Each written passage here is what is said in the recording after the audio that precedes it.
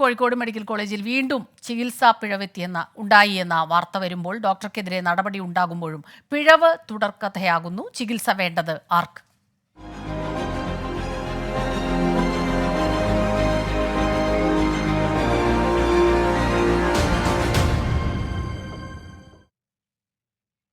സംസ്ഥാനത്ത് പകർച്ചവ്യാധി ഉൾപ്പെടെ വ്യാപിക്കുന്ന സമയത്ത് സർക്കാർ ആശുപത്രികളിൽ നിന്ന് തുടർച്ചയായി വീഴ്ചകളുടെ വാർത്തകൾ വരുന്നത് സാധാരണക്കാരിൽ ആശങ്കയുണ്ടാക്കുന്നു.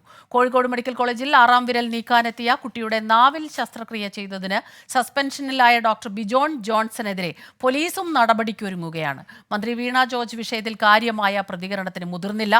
തൃശൂർ വരന്തരപ്പള്ളി കുടുംബാരോഗ്യ കേന്ദ്രത്തിൽ 5 വയസ്സുകാരന് മരുന്ന് മാറി നൽകിയെന്ന പരാതിയും ഇന്നുണ്ടായി.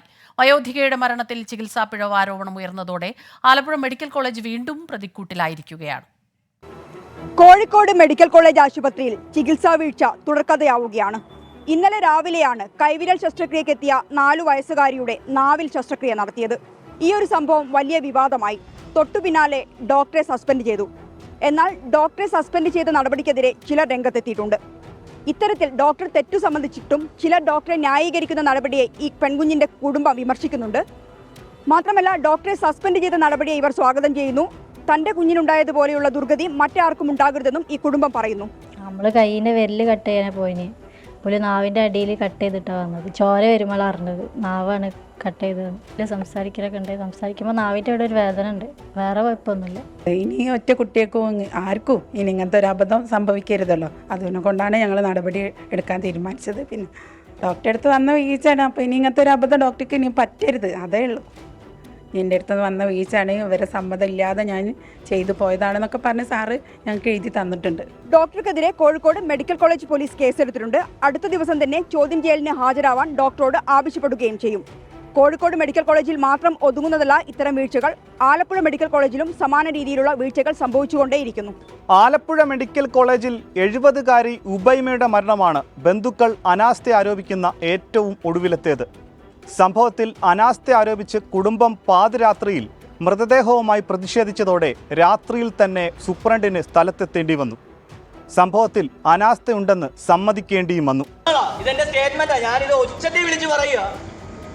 ഇവിടെ ഈ വണ്ടാന ഹോസ്പിറ്റലിലേക്ക് വരുന്ന പേഷ്യന്റ് ഒന്നുകിൽ ഒച്ച ഉയർത്താൻ കെൽപ്പുള്ളവരായിരിക്കണം, അല്ലെങ്കിൽ രാഷ്ട്രീയ പിടിപാടോ അല്ലെങ്കിൽ വേറെ ഏതെങ്കിലും ബ്യൂറോക്രസിയിൽ പിടിപാടുള്ളവരായിരിക്കണം. ആശുപത്രി നടത്തുന്ന ആഭ്യന്തര അന്വേഷണത്തിന് പുറമെ ആരോഗ്യ വകുപ്പും അന്വേഷണം പ്രഖ്യാപിച്ചു. മെഡിക്കൽ വിദ്യാഭ്യാസ ഡയറക്ടർക്കാണ് അന്വേഷണ ചുമതല. ഉബൈമയുടെ മകൻ നിയാസിന്റെ മൊഴിയും അന്വേഷണ സംഘം രേഖപ്പെടുത്തി. വീഴ്ച വന്നു എന്നുള്ളത് അവർ ഓൾറെഡി അംഗീകരിച്ചു. അത് വീഴ്ച വന്നത് ആരിൽ നിന്നൊക്കെയാണോ അവർക്കെതിരെയുള്ള നടപടിയെടുക്കുവാൻ വേണ്ടിയിട്ടുള്ള അന്വേഷണ ആൾക്കാരാണ് ഇപ്പോൾ വന്നത്. അപ്പോൾ അവരോട് ഞങ്ങൾ എന്തൊക്കെ എക്സ്പ്ലെയിൻ ചെയ്യണമോ അതെല്ലാം പറഞ്ഞിട്ടുണ്ട്. ഞങ്ങളുടേതായ സൈഡിൽ പറയേണ്ട കാര്യങ്ങൾ പറഞ്ഞിട്ടുണ്ട്. മെഡിക്കൽ റിപ്പോർട്ടുകൾ കാര്യങ്ങളൊക്കെ അവർ പരിശോധിച്ചിട്ടുണ്ട്.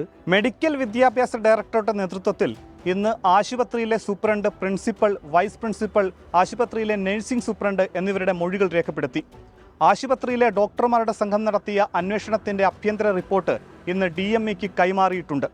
ആലപ്പുഴ വണ്ടാനം മെഡിക്കൽ കോളേജിൽ അനാസ്ഥകൾ മൂലമുണ്ടാകുന്ന തുടർ മരണങ്ങൾ, മരുന്നുക്ഷാമം, ജീവനക്കാരുടെ മോശം പെരുമാറ്റം തുടങ്ങി പരാതി പ്രവാഹമാണ്. കഴിഞ്ഞ 1.5 വർഷത്തിനിടെ പ്രസവവുമായി ബന്ധപ്പെട്ട ചികിത്സയ്ക്കിടെ 3 യുവതികൾക്കാണ് ഇവിടെ ജീവൻ നഷ്ടമായത്.